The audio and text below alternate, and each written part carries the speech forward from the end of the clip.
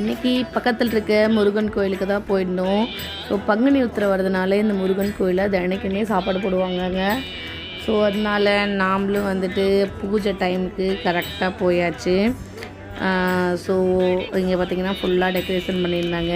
இன்னும் பங்குனி உத்திரை டைமில் இன்னும் நல்ல சிறப்பான பூஜை வழிபாடுகள்லாம் இருக்கும். நம்ம வர டைம்லேயே நல்ல க்ரௌடாக இருந்தது, நிறைய பேர் நின்றுட்டுருந்தாங்க. ஸோ வெளியில் லைட்லாம் இன்றைக்கி போட்டாங்க, அந்த வேல் போட்டு அப்புறம் இந்த மாதிரியான லைட்னிங்லாம் போட ஆரம்பித்தாச்சு.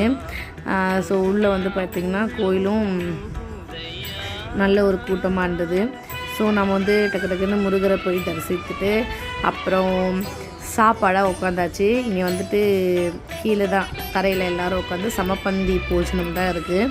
ஸோ எல்லோரும் கீழே உட்காந்து இட்லி, குழம்பு, அதுக்கப்புறம் பூந்தி, அப்புறம் ஒரு அரை வாழைப்பழம், அப்புறம் பிளாச்சோளன்னு சொல்லிட்டு எல்லாமே போட்டு வயிறு நிறைய சாப்பிட்டுட்டு மனசு நிறைய சாமியை கும்பிட்டுட்டு வந்தாச்சு. அவ்வளோதான். நெக்ஸ்ட் ஒரு வீடியோவில் பார்க்கலாம். பாய் பாய்.